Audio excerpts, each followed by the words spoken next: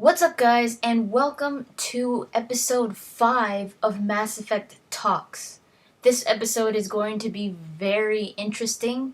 It's going to be all on the Elusive Man. So, for those of you that are wondering or that have wondered, what's up with the Elusive Man? Who is he? That kind of thing. You want to watch this video because I do cover a lot of stuff on who the Elusive Man is, on what he is after, and his motives and all that. So some of this, or most of this, is based on my theories, but a lot of it is also based off of actual information, like actual BioWare and Mass Effect information. So I will let you know which ones are my theories and which one is actual information. Okay, so let's get this started. Before I do start, though, if you're seeing this shirt, isn't it the freaking best shirt ever? Look it. If you're curious, isn't that hilarious? I just as soon as kiss a Wookiee and Chewbacca's in the background, like, getting ready. Anyways, in my opinion, the Elusive Man is one of the most intriguing characters of the Mass Effect universe.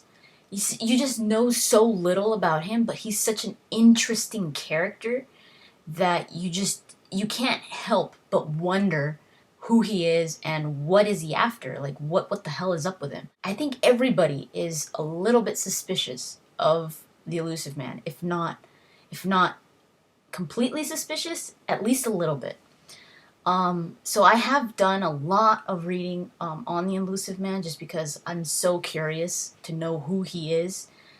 I've read the comics, the Elusive Man comics. They're called Evolution. I've read the novels. Now, the novels aren't exactly about the Elusive Man, but he does come out, especially in Retribution, the last book.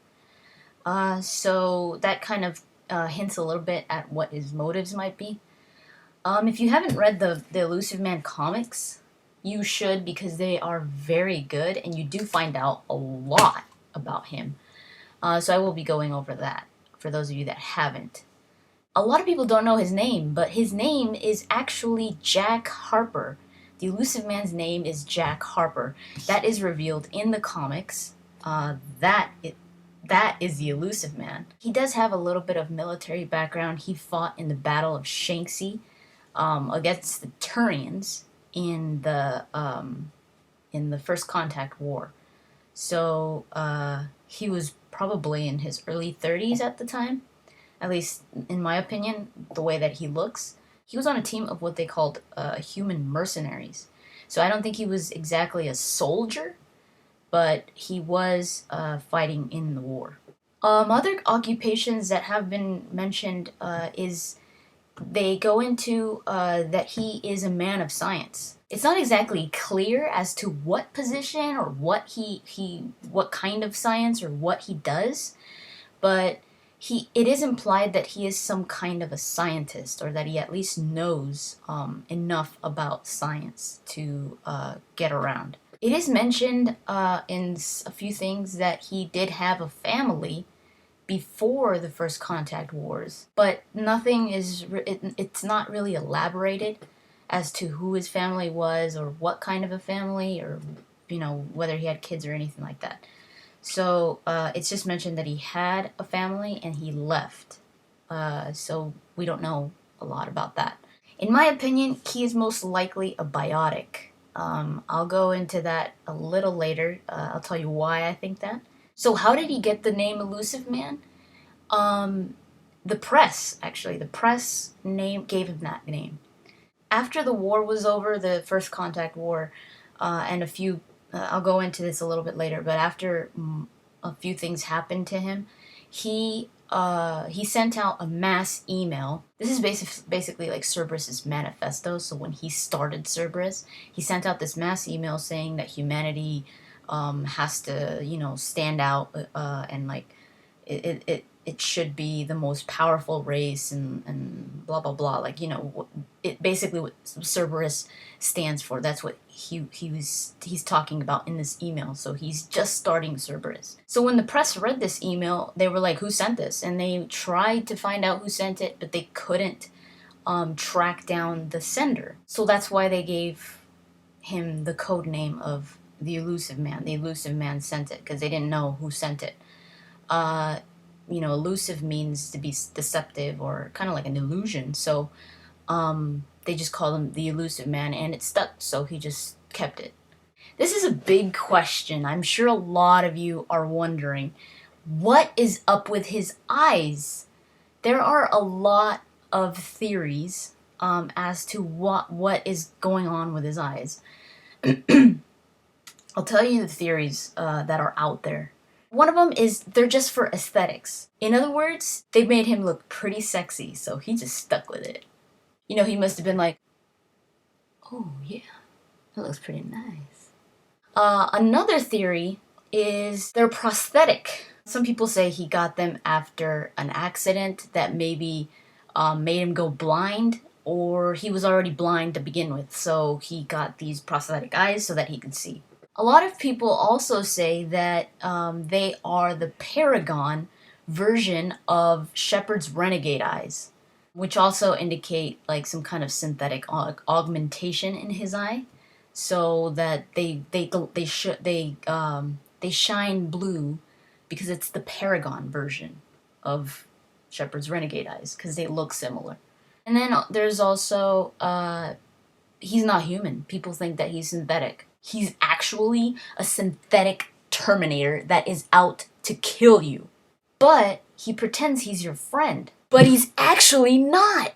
But I'm going to tell you what really is wrong with his eyes. These are all pretty good theories.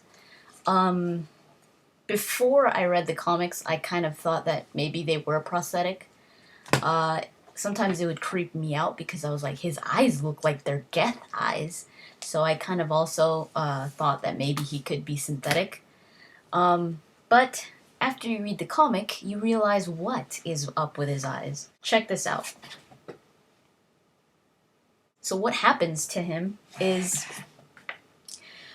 before the Illusive Man started Cerberus, so back when he was just Jack Harper, during the First Contact Wars, he came in contact with a ancient relic that's known as the Arca Monolith on Shanxi.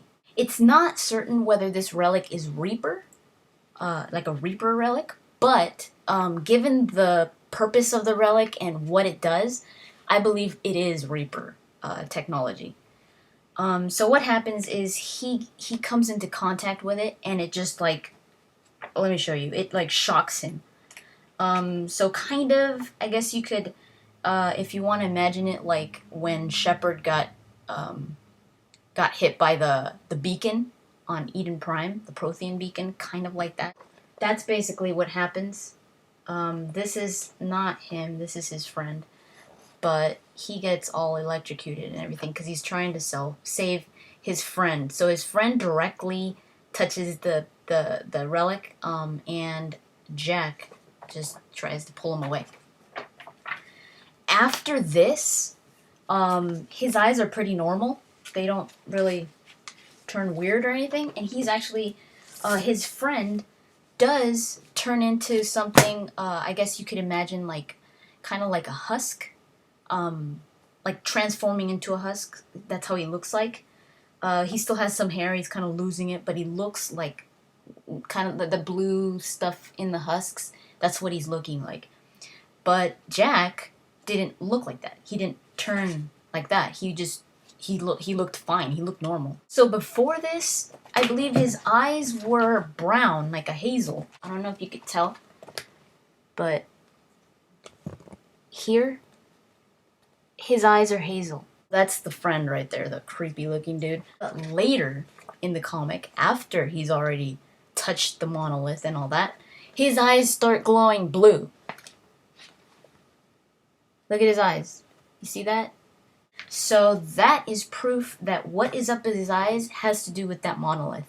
So whatever the monolith did to him, that's the reaction he had, is his eyes just turned blue and they glow. Okay, so the weird thing was that the Elusive Man, his friend, and a bunch of Turians came in contact with this monolith, and everybody but Jack turned into these mindless drones that were like serving the monolith, and they started to look like husks. So they had this drastic change, not only mentally but physically. So it kind of turned them into like single-minded beings with only one purpose, which was to protect the monolith. So Jack was pretty much unharmed. He didn't look different. He didn't change. The only difference was that he was able to hear the monolith, like in the language of whatever the monolith was. He could hear it. He could feel it no matter where he was. And he could understand the language, not only hear it, but read it. So even though he didn't have an actual physical change until later, when you start noticing his eyes start glowing blue, the Turians actually were wondering why this hadn't changed him so drastically. They were like, what the hell? You know, what is it that he has that everybody didn't? And the Turian that is really interested in this is actually Saren's brother. His name is Desolus. And Desolus, what he wants to do is he wants the monolith put into like a temple in Palaven, which is the Turian planet, so that all the Turians could be turned into these. They're called Meta-Turians, and they're like these super powerful Turians that look like husks. Because he says that what this monolith does is it evolves species to their maximum potential. So he says that he wants the Turians to be as strong as they could be. That it's the best thing that has ever happened to the Turian species.